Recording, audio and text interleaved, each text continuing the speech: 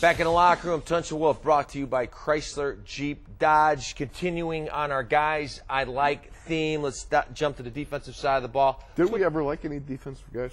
No, but that's a good point. Yeah, okay. Good point by you. No, we did. Oh, Gary Dunn. Oh, we yeah, had defensive. Dunny. I should say. On our team, we did. Oh, yeah. On our Okay, team, never mind. All right, on this team, you got a guy that you like on the defensive side of the ball. Well, I think the aforementioned Lamar Woodley is a guy that I thought has really stood out. Right. I like the Ryan McBean, too. Right.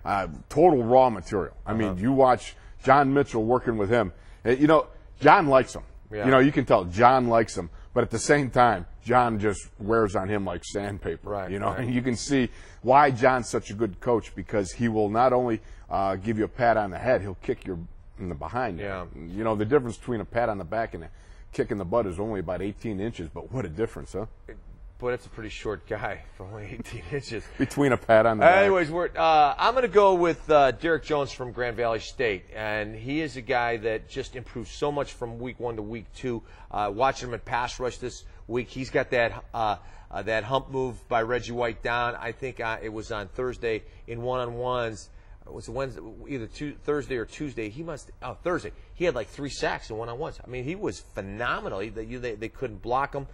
You know, very, very raw. You know, you talk about raw. Very raw, but he just seems to have a knack. He is a natural pass rusher. It just has a really, really good feel for it. Defensive backs. Anybody jump out at you? Defensive backs.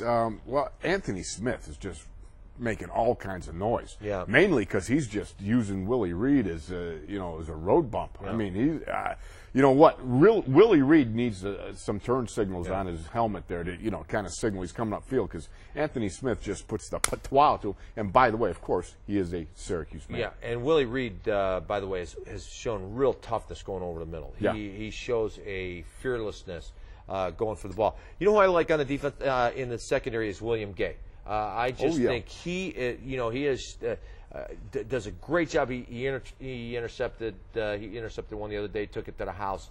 Just it seems to me, early right now in training camp, seems to me there's a real knack for finding the ball. Seems to change direction well. He's got good speed. Plays very smart. I think he is he's gonna such be a player. a smart guy. Yeah. You know, Tunch.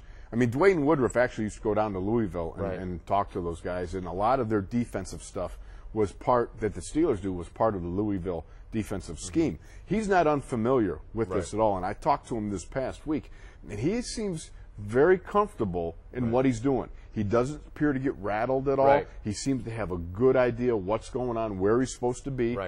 He's one of those guys that he almost reminds me a little bit of Dwayne Woodruff, in the sense that the thought process works very well for him along with his athletic talents. He's not simply relying on great athleticism, Playing such as I did. Yeah, you're right. You were all athleticism. Definitely wasn't your headiness. One of the things that not that you would know. Level, not that you would know. The guy that I think that I'm a huge fan of is Deshae Townsend. Every year, they're once again this year. Who are they running at him this year? Yeah, that's right. Brian McFadden's going to be the guy. Deshae has just been outstanding. I mean, he just Deshae is like a fine wine. He gets better with age. Just once again, just knack. You could use a little cheese though. Knack for it's always about the food with you. Knack for the defense, for feeling the ball. Great transition, man to ball, as good as really as good as anybody I've seen. He does that better. And I go ahead. Oh, I was just talking to him. I said, Deshae, you look younger this year. He does look younger. Then I wonder, did he get one of them face things, a little lifterooski or something? No. A little nip and tuck, maybe? No, I don't think He's looking younger. Yeah. How does that happen? I think, stress-free life. That's what it is. I think that's what it is. And he needs some stress. And Brian McFadden has, once again, Brian McFadden competes that's what I love about him. He competes every play in practice. I don't care if it's walkthrough. He competes always. And, with Ike Taylor, I think I really like the way the secondary is shaping up. The entire defense. Defense is I really like the way the secondary. Can I get up my I like Ike button again? Go ahead, get it. Because think about that. Think of that. Really. But in terms of that, Ike Taylor has shown more of a, let's say, a resurgence to his, the way he looked a couple of years ago when he landed the big contract. Right. He confidence is such a big thing. Right, You know, it really sometimes is. you let that dauber get a little down, and it really affects your play.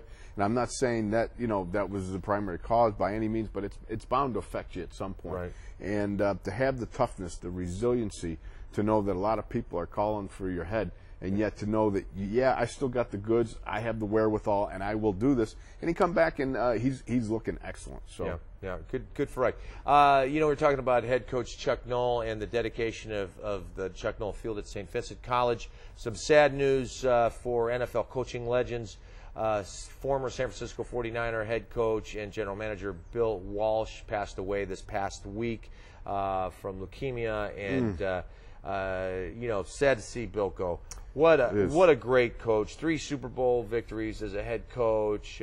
The architect of the West Coast offense, and to see what he did with those great 49er teams was just fantastic. That is truly a sad passing. I mean, Bill Walsh is a legend. Leukemia, that's tough. That's what my dad died from. Yes, right. And I can only send out our condolences to the family, simply because that's a tough thing to go through. But again, Bill Walsh, and he did like Pittsburgh. Remember, we had him on the morning show. We did have him after on a big hullabaloo, right. all about the fact he didn't like Pittsburgh. We had him on the morning show that we were on, and talked to him, and he laughed his way through. The whole thing was just totally blown out of proportion. I listened to or watched a Bill Walsh seminar, and where he talked about he had every practice from spring ball through the OTAs. He had it all mapped out, and it was phenomenal. He was really the forerunner of mapping out the whole. He was the first guy, first 20 plays. First 20 plays. He would map How out do his you first do 20. that? I mean, you got to put on your Houdini hat there. You kind of think. Well, you know how he answers that. That's what it was. See, you know how he answered that? He would say that he would run plays to figure out what they're going to do in given situations, what coverage they're going to do, how they're going to adjust to the shift, how they're going to adjust to personnel groupings, and then although that was what he had down, it wasn't what he always would use. But he had those first. He had those first 20 plays. So you want to see a reaction, just like you would with a boxer. You go out to the probe, get that jab going. How are they going to defend the jab? And then you set up your game plan from there. Hall of Fame game, which means the Hall of Fame inductees. There are 4 Hall of Famers that are going to be inducted that we played against, and Bruce Matthews, what a great Orvin, player, Thurman Thomas. Let's talk about Bruce Matthews. Played 20 years? No, 20 years. Clay played 19. He played 20, right? Or 19. Maybe it was 19. Yeah. Clay played 17. Amazing. Absolutely amazing. There's good genes in that Matthews family. The old man, right? Their dad played 14 years. 14 years. Yeah. I mean, wow. All 3 of them went to Pro Bowls. Boy, that is fantastic. Dad went to a Pro Bowl. Clay went to a Pro Bowl. Right. Tremendous competitor.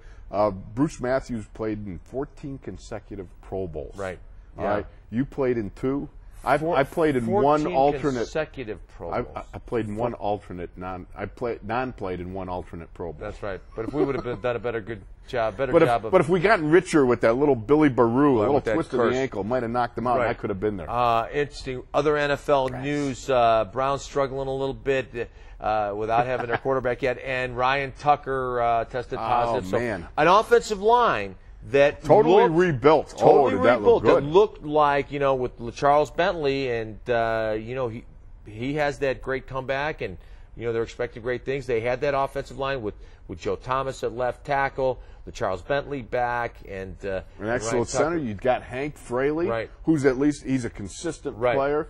Then you got Ryan Tucker. They got Kevin Schaefer from the Falcons, who played tackle for them Eric last Steinbeck year. from Eric Cincinnati. Steinbeck from So Cincinnati. they had an offensive line that you would go, ooh, this team looks like it's serious about protecting the quarterback and running the football. But now Ryan Tucker's down for 4 weeks. Yes, he's sitting down for the whole month of September. And by the way, Randy Savage went on the radio station, I guess, over in Cleveland there, and kind of blasted Brady Quinn a little bit. Oh, he's that, right? I think, maybe the heat of the little tempestuousness up at St. Vincent drifted on over to Cleveland. Little what? Tempestuousness. Tempestuousness? Yeah. That's interesting. I'm gonna call you. You wouldn't be a very good Scrabble player. You know, I think I'd be a great one. Are you kidding? You can't spell. All right, we're going to take a break. I was third in my 6th grade spelling. We're going to take a break. Bad. No, you said you were 6th in your 3rd grade spelling Did I? contest. Yeah, right. All right, we're going to take a break. We'll be back. We're going to preview what little there is to preview of this Hall of Fame game between the Pittsburgh Steelers and the New Orleans Saints. Back here in the locker room.